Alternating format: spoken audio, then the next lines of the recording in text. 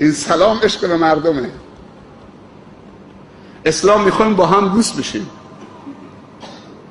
السلام علیکم و رحمت الله و برکاته. و وقتی دستش میگیرید میگی السلام علیک، یعنی سلامتی بر تو باد.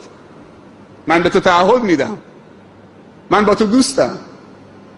احساس امنیت بکن، احساس خطر نکن. السلام علیکم، سلامتی بر تو باد. اینم دست قبول ندارید؟ اینم تعهد.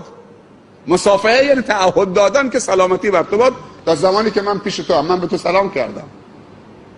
و رحمت الله، و رحمت خدا بر تو باد.